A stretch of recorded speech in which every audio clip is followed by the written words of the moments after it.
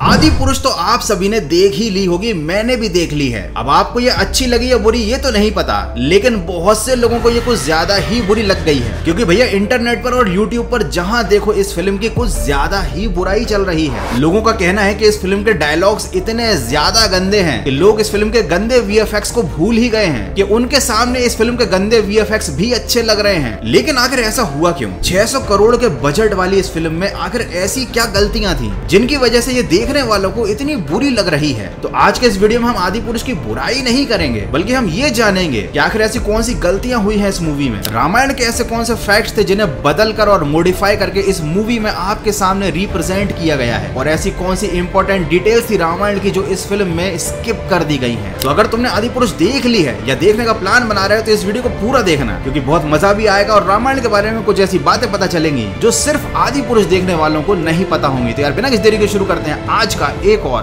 तगड़ा वीडियो।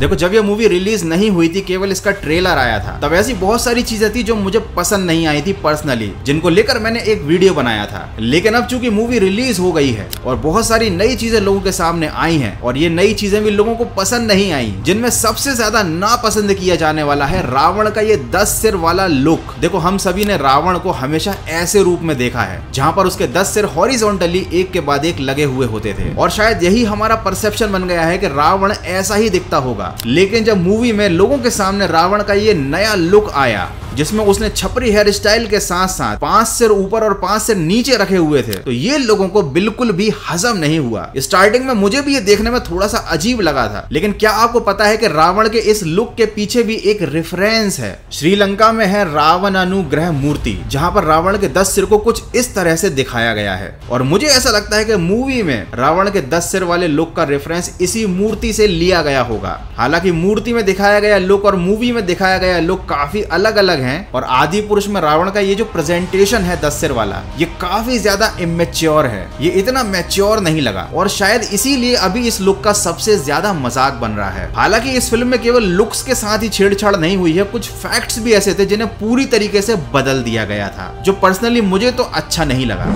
जब रावण सीता माता का हरण करता है, तब ये लोग होते हैं पंचवटी नाम की जगह पे, जिसे आजकल लोग गूगल मैप पर नासिक के रूप में देखते हैं। तो रावण सीता माँ का हरण करके उन्हें अपने पुष्पक विमान में बैठाल कर लंका ले जा रहा होता है। तो पंचवटी से लेकर लंका तक की डिस्टेंस काफी ज्यादा है। आप चाहो तो गूगल मैप पर नासिक से लेकर श्रीलंका तक की डिस्टेंस को देख सकते हो। तो इस यात्रा के दौरान जब करीब 1000 किलोमीटर रावण ने कवर कर लिए थे अपने पुष्पक विमान में, तब रावण को रोकता है जटायु, जो गिद्धराज होता है, जिसे फिल्म में एक ईगल के रूप में दिखाया गया है, जो कि एक गलत रिप्रेजेंटेशन है। अब यहाँ पर जब जटायु और रावण के बीच लड़ाई चल रही होती है, ये जगह पंचवटी से 1000 किलोमीटर दूर थी, जिसको अभी लेपाक्षी कहते हैं, या बहुत से लोग लपाक्षी भी बोलते हैं। अब जटायु युद्ध में रावण से हार जाता है। रावण जटायु का एक पंख काट देता है, जटायु जमीन पर गिर जाता है, लेकिन मरता नहीं है, वो अपनी मृत्यु को रोक कर रखता है। अब श्री राम नासिक से मतलब पंचवटी से लापाक्षी तक का सफर पैदल तय करते हैं, जो करीबन 1000 किलोमीटर है। अब आप सोचो 1000 किलोमीटर तय करने में, वो भी पैदल, कितना टाइम लगा होगा? बहुत ज्यादा टाइम। तब तक जटायु ने अपनी मृत्यु को रोक कर रखा था। जब श्री राम जटायु से मिलते हैं, तब जटायु उनको सीता माता के हरण के बारे में बताता है। जटायु श्री राम को डायरेक्शन बताता है कि रावण सीता माँ को लेकर साउथ की तरफ गया है, और ये सब बताने के बाद, जानकारी देने के बाद जटायु अपने प्राण त्याग देते हैं। लेकिन फिल्म में क्या दिखाया गया है? फिल्म में दिखाया गया है कि जब रावण और जटायु की, जटायु कहना तो गलत होगा, एक ईगल की,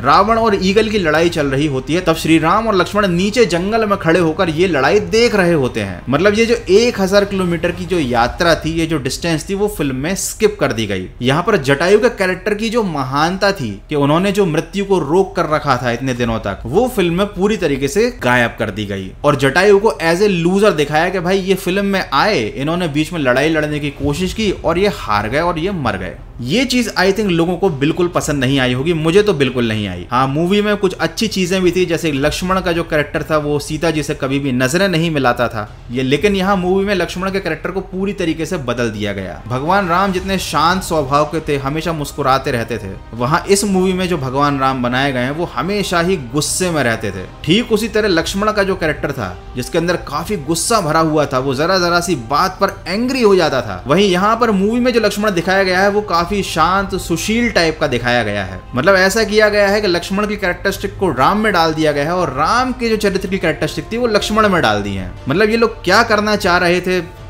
आई डोंट नो। जब राम और रावण के बीच में युद्ध की प्लानिंग चल रही होती है तब ये लोग जहां पर खड़े हैं वहां पर विभीषण ने पत्थरों से लंका का एक नक्शा बनाया है और ये फिल्म में काफी अच्छे से रिप्रेजेंट किया गया। लेकिन एक फैक्ट जो ये लोग गायब कर गए वो ये था कि विभीषण ने ही श्री राम को बताया था कि रावण की मृत्यु कैसे होगी, उसकी नाभि पर तीर मारने से रावण मर सकता है, और ये वाली जो इन्फॉर्मेशन है वो मूवी से गायब कर दी गई। विभीषण का रोल केवल इतना था कि उसने युद्ध की प्लानिंग बनाने में श्री राम की मदद की थी, उन्हें लंका के बारे में नक्शा बनाकर बता दिया था। ठीक ऐसे ही एक और फैक्ट के साथ छेड़छाड़ की गई है। जब लक्ष्मण जी नागपाश की वजह से बेहोश हो जाते हैं तब हनुमान जी एक वैद्य को लेकर आते हैं और ये वैद्य बताता है कि एक बूटी, संजीवनी बूटी की जरूरत पड़ेगी लक्ष्मण जी को होश में लाने के लिए। तब हनुमान जी जाते हैं और पर्वत लेकर आते हैं। लेकिन इस फिल्म में ग्लैमर को डालने के लिए शायद से वैद्य को हटाकर एक बढ़िया सी दिखने वाली महिला को लाया गया, और ये ऐसा क्यों किया गया इसका कोई सेंस नहीं है। ये तो फिल्म के डायरेक्टर ही बता पाएंगे कि उन्होंने ऐसा क्यों किया, ये चेंजेस लाने की जरूरत क्या थी। एनीवे ऐसी बहुत सारी छोटी छोटी चीजें हैं जो इस फिल्म में बदल दी गई हैं या फिर स्किप कर दी गई हैं, और मुझे नहीं लगता कि ये कुछ बहुत गलत इंटेंशन के साथ की गई है, क्योंकि आपको इस फिल्म को एक धार्मिक फिल्म की तरह नहीं देखना चाहिए। आई थिंक अगर आप इस मूवी को एक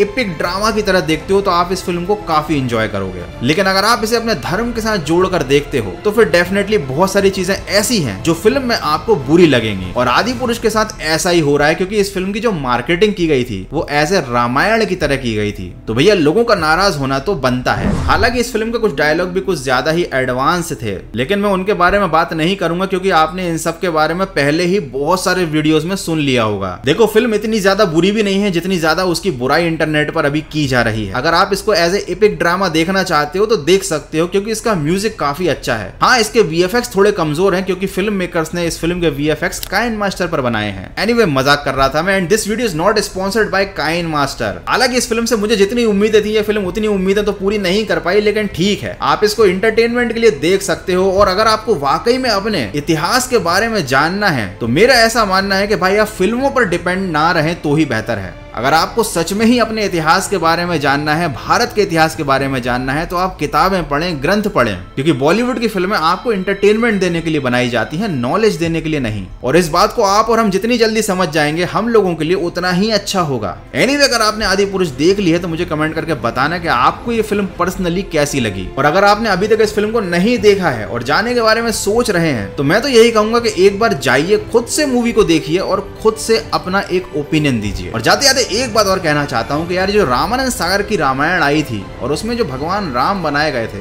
लिटरली 600 करोड़ तो क्या 6000 करोड़ भी कोई खर्च कर देना तो ना वैसी कोई रामायण बना सकता है और ना वैसे कोई श्री राम बना सकता है, क्योंकि उस रामायण की बात ही कुछ और थी। और फिल्म मेकर्स की ये जिम्मेदारी बनती है कि जब वो किसी भी धर्म के ऊपर फिल्म बनाते हैं तो उन्हें बहुत सारे फैक्ट्स को काफी सोच समझकर प्रेजेंट करना चाहिए। हालांकि मुझे नहीं लगता कि आदि पुरुष ने ऐसा भी कुछ खराब रिप्रेजेंटेशन कर दिया है रामायण का जिसकी लोग इतनी ज्यादा बुराई कर रहे हैं। हाँ, थोड़ा सा मॉडर्न टच देने के चक्कर में कचरा जरूर कर लिया है, तो अब ये फिल्म कचरा है या अच्छी है ये डिसाइड तो आप ही कीजिए। बस इस फिल्म में कुछ मेजर पॉइंट्स जो इन लोगों ने मॉडिफाई और स्किप कर दिए थे वो मुझे आपको बताने थे, तो मैंने आपको बता दिए। मैं चलता हूं जाकर YouTube पर पुरानी वाली रामायण देखता हूं फिर से। आप तब तक चिल मारो, मिलते हैं अगले एक और तगड़े वीडियो में।